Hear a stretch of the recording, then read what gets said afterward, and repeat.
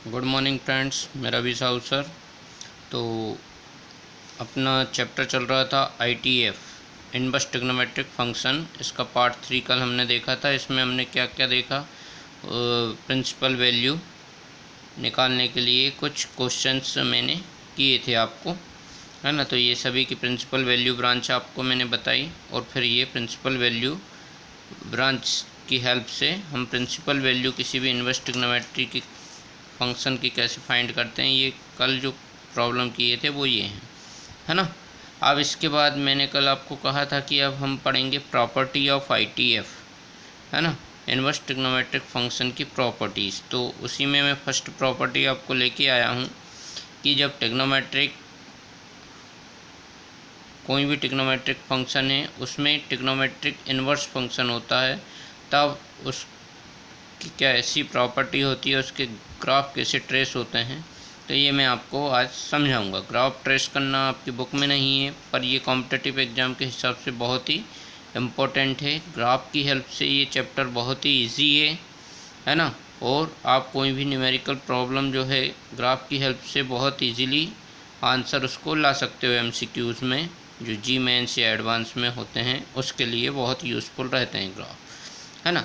तो हम स्टार्ट कर रहे हैं। आज ये हमारा ITF का ये 4th पार्ट स्टार्ट हो रहा है। ये मेरा चैनल है RS एजुकेशन। जो भी न्यू विजिटर्स हैं जिन्होंने सब्सक्राइब नहीं किया वो इस चैनल को सब्सक्राइब करें। ITF का 4th पार्ट में फर्स्ट प्रॉपर्टी आपके लिए लेकर आया हूँ, है ना। तो सभी ट्रिग्नोमेट्रिक रेशो की ये प्रॉपर्टी हम देखेंगे और उनके ग्राफ कैसे ट्रेस होते हैं ये करते हैं आज, है ना। तो फर्स्ट है y = sine of sine inverse x। देखिए ये ट्रिग्नोमेट्रिक रेशो और ये ट्रिग्नोमेट्रिक इनवर्स फंक्शन, ये मीन्स कैसा है इस फॉर्म में कि trigonometric ratio of t inverse, ठीक है। तो जब भी ये ऐसा होता है इसका एक आंसर होता है, ठीक है, ओनली x, जो भी एंगल दिया हो, है ना। अब ये जो x है ये x किस किस के बीच में रहेगा, तो ये इसकी डोमेन क्या होती है, साइन की डोमेन होती है r। मैंने रेंज डोमेन बताया जब साइन फंक्शन की डोमेन r। तो ये अपनी डोमेन इस फंक्शन पे शिफ्ट करता है अपने इस इन्वर्स वाले पे। तो ये इसकी डोमेन क्या होती है, तो साइन इन्वर्स x ऑलवेज -1 से +1 के बीच रहता है ना। ये -1 से +1 के बीच, इसको और क्या लिख सकते हो आप, mod x इज़ लेस और इक्वल 1, है ना। तो ये mod x लेस और इक्वल 1 के बीच रहता है, मीन्स इसका a की वैल्यू आएगी x, ठीक है। साइन इन्वर्स अपने आप में क्या है, ये एक एंगल होता है। साइन इन्वर्स क्या है, एंगल है ना। तो इन्वर्स फंक्शन क्या होते हैं, अपने आप में एंगल होते हैं। तो ये थीटा है। अब यदि यहाँ पर आप कोई भी वैल्यू जैसे 45 लेते हैं तो आपसे पूछूं कि साइन 45 क्या होगा, तो आप कहेंगे 1/√2 a की वैल्यू होगी, है ना। Means sign of sine inverse x की कितनी वैल्यू होगी, ओनली 1 वैल्यू, ठीक है। ये कभी भी अपने ग्राफ को रिपीट नहीं करेगा, मीन्स ये नॉन पीरियडिक होगा। Sine of sine inverse x कैसा होगा, नॉन पीरियडिक। मैं जो एक एक वर्ड आपको बोल रहा हूँ आप याद रखें, नहीं याद रहता है तो वीडियो देखते समय इनको नोट करें। y = sine of sine inverse x = x, ये एक ही वैल्यू देगा, ओनली 1 वैल्यू, इसकी वैल्यू रिपीट नहीं होगी, ठीक है। जैसे कि मैंने बताया था साइन फंक्शन कैसा होता है, पीरियडिक होता है। ऐसा ग्राफ हमने फर्स्ट वीडियो में देखा था, है ना। तो ये जो होगा ये पीरियडिक फंक्शन नहीं होगा, ये नॉन पीरियडिक होगा और इसकी वैल्यू क्या होगी, x, ठीक है ना। तो अब इसका ग्राफ यदि देखें तो sine of sine inverse x, है ना। तो y = क्या है, sine of sine inverse x। तो इसकी वैल्यू क्या आई, x, ये x एक्सिस है, ये y एक्सिस है। तो ग्राफ क्या मिला आपको, y = x। y = x 11th class में हमने स्ट्रेट लाइन का इक्वेशन पढ़ा। y = x means straight line which is passing through the origin and make the angle 45 degree with x axis.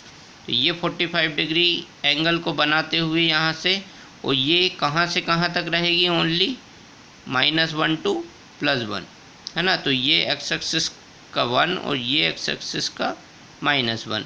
अब देखिए ये ग्राफ क्या है, y = x मीन्स y पर कितनी जाएगी, वो इधर x पॉजिटिव पर 1 और इधर नेगेटिव पर भी 1। तो ग्राफ इस प्रकार से आपको एक स्क्वायर बनेगा, डॉट डैश में स्क्वायर बना लो, बट ग्राफ ऐसा बंद रहेगा, यहाँ से अब आगे ग्राफ नहीं जाएगा। ठीक है, क्लियर। तो ये किसका ग्राफ है? y of sine inverse y equal to sine of sine inverse x, और ये क्या होता है? x होता है। प्रॉपर्टी अच्छे से ध्यान रखें, सेम टू सेम कॉस में भी ऐसा ही होगा। सेकंड हम ले लेते हैं कॉस को, तो let y equal to cos of cos inverse x। ठीक है, तो ये क्या होगा? x means y equal to x। इसमें भी x कहाँ से कहाँ तक रहता है? x belong -1 to +1, closed interval means mod x less और इक्वल 1। ठीक है, this can be written, this implies mod x less और इक्वल 1, है ना। इसको ऐसा भी लिखते हैं, तो मॉड में भी लिखना सीखें आप फंक्शन की वैल्यू को। ठीक है, तो इसमें भी सेम टू सेम ग्राफ, ये कॉस के लिए ये 1, पहले 1/1 का ऐसा स्क्वायर बना लो, तो और ये हो गया इसका cos of cos inverse x, ये यहाँ बंद हो जाएगा ग्राफ। ठीक है, ये -1, ये +1, है ना, फिर इधर ये +1। ठीक है, तो ये ऐसा आपको ये ग्राफ हो गया। अब नेक्स्ट आता है tan इनवर्स। आज ही पूरे ग्राफ हम देख लेंगे। Third point is y equal to tan of tan inverse x। इसमें क्या डिफरेंस? तो ये this equal to x, but यहाँ पर tan की आपको पता है, tan इनवर्स x का ग्राफ हमने देखा था। यहाँ x किसको बिलोंग करता है? हाँ, तो इसमें x बिलोंग r, पूरा रियल नंबर -∞ टू +∞, है ना। तो इसमें भी ग्राफ तो वैसा ही बनेगा, बट अंतर क्या रहेगा?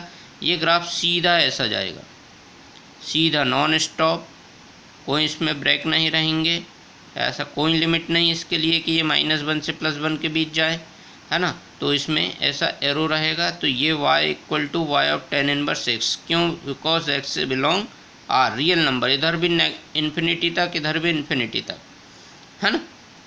बट इसमें बाउंडेशन था कि 1 से आगे नहीं बढ़ना है, ना नेगेटिव में ना पॉजिटिव में, दोनों की जो डोमेन है वो क्या है? मॉड x लेस और इक्वल 1, और इसमें x बिलोंग r। ठीक है, क्लियर।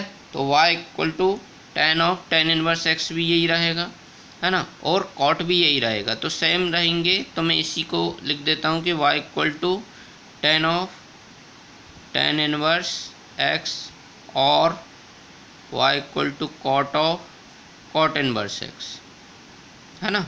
वीडियो ज़्यादा बड़ा नहीं हूँ इसलिए देखिए, क्योंकि ये साइन और कॉस के सेम रहें, ऐसे ही ये tan और कॉट के भी सेम रहेंगे, और कॉसेक और सेक के भी सेम रहेंगे। तो अब मैं नेक्स्ट, ये हो गया थर्ड फोर्थ हो गए दोनों, है ना। अब फिफ्थ सिक्स्थ इकट्ठे में बता देता हूँ आपको। तो उसमें सब y equal to cosec of cosec inverse x, तो this equal to x। But अब यहाँ पर x कहाँ से कहाँ तक बिलोंग करता है ये पता है आपको? तो x belong mod x greater और इक्वल 1, है ना। इसको आपने कैसा लिखा था? इसकी डोमेन कैसी बताई थी हमने कि ओपन इंटरवल -∞ टू -1, यहाँ क्लोज्ड, फिर यूनियन, यहाँ से 1 से स्टार्ट और इन्फिनिटी, मीन्स -1 से +1 के बीच का जो एरिया है वो नहीं आएगा, है ना, उसके बाद का पूरा एरिया आएगा। तो आपको प्रॉपर्टी से ग्राफ ट्रेस करना यदि आपको आ गया तो आप बहुत ही सिंपल तरीके से मैथ्स के प्रॉब्लम कर सकते हैं, है ना। तो ये 1 इधर, 1 इधर, यहाँ भी 1, यहाँ भी 1, और चारों तरफ से आपको क्या बना लेना है? एक स्क्वायर। ये 1/1 का स्क्वायर बन गया, ठीक है। बट इनकी वैल्यू क्या होगी? मॉड x ग्रेटर और इक्वल 1। तो इसका ग्राफ बिल्कुल ऐसे आप इमेजिन करके, यहाँ से मैं डैश लाइन कर रहा हूँ, और ये ग्राफ ऐसा जाएगा इधर इन्फिनिटी तक, और इधर भी -∞ तक, है ना। तो ये ग्राफ किसका है? y equal to cosec of cosec inverse x और y equal to sec of sec inverse x, ठीक है, क्योंकि y इक्वल टू ये क्या होता है x ही हो जाता है ना। तो ये 45 डिग्री से बनता हुआ एंगल आपको मिलेगा, ठीक है। तो ये प्रॉपर्टी फर्स्ट प्रॉपर्टी है, इसको आप अच्छे से ग्राफ ट्रेस करने की प्रैक्टिस करें। फिर नेक्स्ट में मैं सेकंड प्रॉपर्टी बताऊंगा। इस प्रॉपर्टी में हमने क्या लिया है, ट्रिग्नोमेट्रिक रेशो के अंदर ट्रिग्नोमेट्रिक इन्वर्स, मीन्स ये एक थीटा है। अब नेक्स्ट सेकंड प्रॉपर्टी में अपोजिट प्रॉपर्टी पढ़ेंगे हम, टी इन्वर्स में टी लेंगे, है ना। तो ये x नहीं आएगा, ओनली वन एक्स, जिस इसमें ओनली वन वैल्यू है वैसी उसमें ओनली वन वैल्यू नहीं रहेगी, वो रिपीट होगी, यानी वो पीरियडिक फंक्शन बनेगा। ये प्रॉपर्टी मैं आपको नेक्स्ट वीडियो में समझाऊंगा। अभी आप केवल ये 6 ट्रिग्नोमेट्रिक रेशो की ये प्रॉपर्टी बनाएं, ग्राफ ट्रेस करें और इसकी प्रैक्टिस करें, इससे फिर हम मैथ्स बहुत ही इजीली सॉल्व कर सकेंगे। ठीक friends, bye, have a nice day.